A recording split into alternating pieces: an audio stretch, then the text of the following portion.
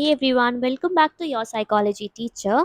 आज के सेशन में जो DSSS का क्वेश्चन पेपर है EVGC का, वो हम सॉल्व करेंगे। 2021 का पेपर है। ये वाला जो वीडियो है ना, ये इस अलग अलग पार्ट्स में आएगा ना। हर पार्ट में हम 20 क्वेश्चन करेंगे, क्योंकि इस पेपर में ही अलग अलग डिसिप्लिन करके उन्होंने दिया हुआ है। ठीक है, स्टार्ट करते हैं हम फर्स्ट वाला जो डिसिप्लिन है साइकोलॉजी का पर्टिकुलरली, उससे। तो पहला क्वेश्चन है, every part of the cognitive process from sensation to memory is supported by basic dash process that take place in the brain and nervous system.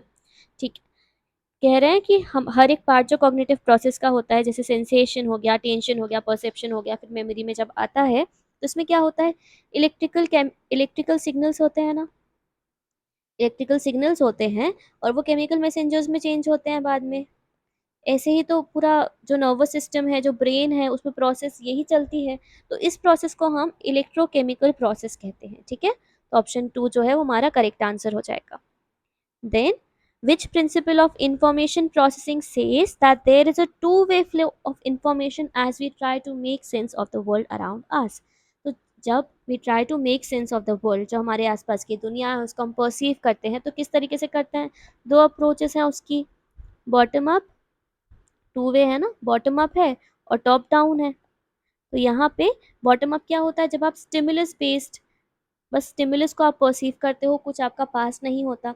Top down जो होती है वो आपके पास्ट एक्सपीरियंस बेस्ड होती है। ठीक है, तो ये जो है this is the third principle actually. So यहाँ पे third principle is correct answer. Then, how many levels are there in Bloom taxonomy that comes under hierarchy? See, these kinds of questions do create confusion. Bloom's taxonomy में हमको पता है 6 levels हैं. Remember, understand, analyze, apply. Fifth is evaluate. Yeah, fifth is evaluate and the last one is create. ठीक है, तो ये जो है 6 है, पर जो स्टार्टिंग की 4 है ना, remember, understand, analyze and apply, ये जो होती हैं वे लोअर कॉग्निटिव मोड पे बेस्ड होती हैं। तो मतलब इसको हम हायरार्की के अंडर बोल सकते हैं। इसके बाद की जो 2 होती है ना, इवैल्यूएट और क्रिएट, ये हायर कॉग्निटिव स्किल पे बेस्ड होती है। सो यहाँ पे first 4 level is the correct answer. Then, PET scan stands for, ये तो बहुत ईजी क्वेश्चन है ना, this is very easy, it is positron emission tomography. Okay, then dash can involve either the inability to learn new things, आप कुछ चीज़ नहीं नहीं नहीं सीख पा रहे हो, और लॉस ऑफ प्रीवियस नॉलेज और बोथ। तो ये किस में होता है? एपिलेप्सी में नहीं होगा, स्किज़ोफ्रेनिया, हैलुसिनेशंस तो हो नहीं रहे। अल्जाइमर जो है वो प्रोग्रेसिव डिजीज़ है, पर हम इसमें क्या कुछ नया नहीं सीख पा रहे हैं। ठीक है, तो ये एंटेरोग्रेड एमनीसिया और रेट्रोग्रेड एमनीसिया इसके लक्षण हैं। तो यहाँ पे एमनीसिया करेक्ट आंसर हो जाएगा। Then, which diagram is also known as angular diagram, तो एंगुलर डायग्राम हम किसको बोलते हैं? आपने पाई डायग्राम देखा है, जो पिज्जा के जैसे होता है।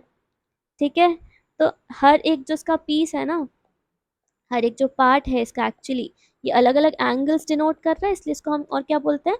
एंगुलर डायग्राम कहते हैं। तो पाई diagram is the correct answer. Then, dash test is a non-parametric test that is used for testing whether two independent sample differ in one of the central tendencies. Central tendency तो तीन ही होती है, mean, median, mode. Non-parametric test की बात कर दी इन्होंने, तो क्या हो जाएगा? Median ही हो जाएगा, easy. Then, in which method of class formation the classes are so formed that the upper limit of one class does not become the lower limit of next class? देखिए, दो मेथड्स होती हैं, inclusive होती है, exclusive होती है। ठीक है, इंक्लूसिव मेथड में क्या होता है, जैसे suppose I took from 1 to 9, then next will be from 10 to 19, then it will be from 20 to 29. Exclusive में क्या हो जाएगा, 1 to 10 हो गया, फिर 10 to 20, 20 to 30। तो इसमें क्या हो रहा है, इसमें एक्सक्लूसिव में जो अपर लिमिट थी वो दूसरे वाले स्टेज की क्या बन गई है, लोअर लिमिट बन गई है। इसमें हमें पूछ रहा है डज नॉट बिकम, तो किस में नहीं बन रही है? इंक्लूसिव में नहीं बन रही है, इंक्लूसिव हमारा सही आंसर हो जाएगा।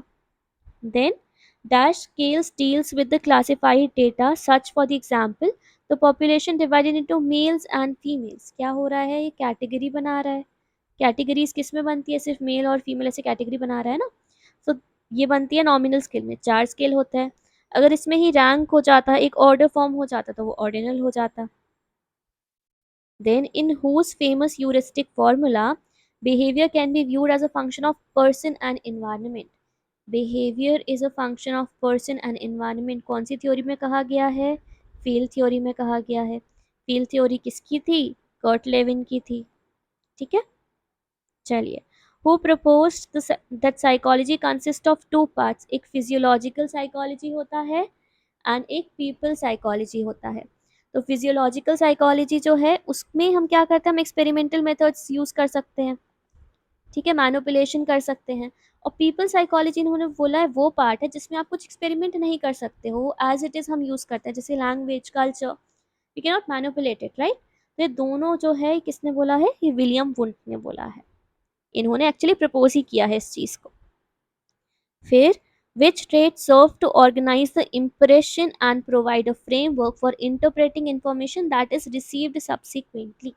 इजी क्वेश्चन है, घुमा के पूछ लिया है।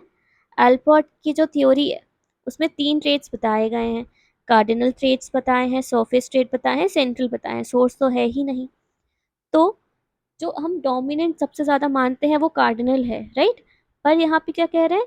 ऑर्गेनाइज द इम्प्रेशन, हम किसी के बारे में इम्प्रेशन कैसे फॉर्म करते हैं? सेकेंड, सरफेस ट्रेट तो हमें तब पता चलेंगे जब हम किसी को बहुत ज़्यादा जान लेते हैं।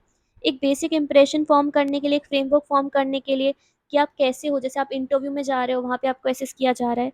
सो सेंट्रल ट्रेट्स जो है वो काम आते हैं, हमें पता चल जाता है कोई कितना लॉयल है, काइंड है, कितना हार्ड वर्किंग है। ये सारे कौन से हैं? ये सारे सेंट्रल ट्रेट्स ही हैं, correct. Okay, and dash are the schemas that organize a group of personality traits into meaningful personality type। इसको क्या बोलते हैं? इसको प्रोटोटाइप ही तो कहते हैं। This is only called as prototype. इस क्वेश्चन को आप एलिमिनेशन मेथड से भी कर सकते हो। कैसे? प्राइमरी इफेक्ट तो कुछ होता नहीं है, रिसेंसी इफेक्ट होगा नहीं, को वेरिएशन भी नहीं होगा, प्रोटोटाइप ही बच गया। ठीक है, तो प्रोटोटाइप हमको क्या होता है, जो बहुत क्लटर्ड इन्फॉर्मेशन होती है, जो बहुत वीक सी इन्फॉर्मेशन होती है, उसको एक ऑर्गेनाइज तरीके से, मीनिंगफुल तरीके से प्रेजेंट कर देते हैं। ठीक है, इसलिए hence prototype. Then which factor of attribution is an internal unstable factor over which the learner can exercise a great deal of control। I don't know whether you have studied or not, but इससे question कम ही आता है Wiener की theory से। तो वीनर्स attribution theory का question है ये। ठीक है, इसमें 3 कंपोनेंट्स होते हैं, एक होता है लोकस, एक होता है स्टेबिलिटी, और एक होता है कंट्रोलेबिलिटी। लोकस हम देखते हैं कैसे कि इंटरनल है कि एक्सटर्नल है, स्टेबिलिटी देखते हैं स्टेबल है कि अनस्टेबल है, और कंट्रोलेबिलिटी देखते हैं कंट्रोलेबल है कि अनकंट्रोलेबल है। तो अलग अलग चीज़ों के साथ अलग अलग होती है प्रॉब्लम्स, प्रॉब्लम्स नहीं, अलग अलग चीज़ों के साथ अलग अलग फैक्टर्स होते हैं एक्चुअली। तो जैसे एबिलिटी है, अब एबिलिटी क्या है? अगर हम देखें तो इंटरनल है, यस एबिलिटी तो इंटरनल है। स्टेबल है कि अनस्टेबल है? पर ये स्टेबल है ना, ability is a stable trait, right. तो ये तो होगा नहीं, क्योंकि यहाँ पे इंटरनल और अनस्टेबल और कंट्रोलेबल पूछा गया है। लक क्या है? इंटरनल है कि एक्सटर्नल है? ये तो एक्सटर्नल है, हमारे कंट्रोल में थोड़ी होता है लक। ठीक है, तो ये भी यहाँ एलिमिनेट हो गया। एफर्ट क्या है? एफर्ट इंटरनल है, हाँ जी इंटरनल है। स्टेबल है कि अनस्टेबल है? अनस्टेबल है, हमेशा स्टेबल थोड़ी होता है हमारा एफर्ट। कंट्रोलेबल है ना, लेकिन हम कंट्रोल कर सकते हैं, तो वो कंट्रोलेबल भी हो गया। हेंस यहाँ पे effort would be the correct answer. Okay, next है who was the first president of American psychological association. APA कब फॉर्म हुई थी? हाँ 1892, yes maybe, like I am not sure of this, but तभी form हुई थी according to me. I will recheck it after this video, but हाँ Stanley Hall जो थे इसके पहले प्रेसिडेंट थे। This is correct. Okay, then in which year was the first formal laboratory for research in psychology at university of Leipzig. कहाँ पे थी ये? जर्मनी में थी। अगर ये क्वेश्चन आपसे नहीं बन रहा है then there is some problem, क्योंकि अगर आपने साइकोलॉजी पढ़ा है तो ये क्वेश्चन इतने बार रिपीट हो चुका है ना कि पहली यूनिवर्सिटी मतलब पहला फॉर्मल लेबोरेटरी कहाँ कब बना था? तो 1879 में बना था, सबको ही रटा होता है। कहाँ बना था? यूनिवर्सिटी ऑफ लीप्सिग में बोला था। I was giving one of the PSC interview, ठीक है, जो साइकोलॉजी का ही था। तो उसमें दे आस्क्ड मी दिस क्वेश्चन कि जो पहली लेबोरेटरी थी इसकी साइकोलॉजी की वो कहाँ बनी थी। ठीक है, तो मतलब वो दे वांटेड टू नो कि इसको कितना है नॉलेज इस चीज़ का। And even they asked me this year, तो 1879 में बनी थी, you have to remember this. Then Dash is an early view of psychology, suggesting that the field should focus on identifying the basic structures of human mind. Easy introspection की बात की है, basic structures की बात की है, किसमें बात की है? Structuralism. Then last 3 questions जल्दी जल्दी देख लेते हैं. Who described how electric signals were conducted by nerves within the body? Muller. ठीक है, Müller is the correct answer. इन्होंने बहुत सारे इन सब चीज़ों की बात की है, इलेक्ट्रिक सिग्नल्स की बात की है, नर्व्स की बात की है, हमारी बॉडी में कैसे सेंसेशंस होते हैं, कैसे स्टिमुलस सेंसेशन क्रिएट करते हैं, इन सब की बात इन्होंने की है। Then who showed how receptors in the eyes and ears receive and interpret sensation from outside world?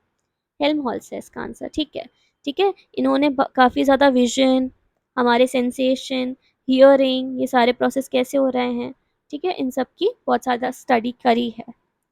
Then how many chromosomes does the zygote have? ये तो बोनस क्वेश्चन है ना, दिस इज इजी क्वेश्चन। कितने होते हैं? 46 chromosome होते हैं ना। 22 पेयर होता है किसका? ऑटोसोम का। And then there is 1 pair of 6 chromosomes. ठीक है, तो ऑल टोटल 46 हो गए, 23 पेयर्स होते हैं, तो 46 इज द करेक्ट आंसर। चलिए, यहाँ पे हमारे डिसिप्लिन 1 के 20 क्वेश्चंस कंप्लीट हो गए। बहुत शॉर्ट शॉर्ट वीडियोस आएंगे इसके ऐसी, क्योंकि 10-12 मिनट में, मैक्सिमम 15 मिनट में 20 क्वेश्चंस हो जाते हैं, एक्सप्लेनेशन के साथ हो जाते हैं। ठीक है, so we'll continue this series, जितने भी है इसका, ये फीमेल वाला चल रहा है, इसका मेल वाला पार्ट भी कर लेंगे इस क्वेश्चन पेपर का, दूसरा क्वेश्चन पेपर एक्चुअली उसका। ठीक है, and we'll solve this EVGC question paper. And yeah, if you liked my explanation, do like the video, leave a comment if you want, and also do subscribe and थोड़ा share कर दे channel, क्योंकि videos बहुत I am uploading but subscribers count is थोड़ा सा अभी ढीला। Okay, so yeah, do subscribe and do share this channel with your friends if you want.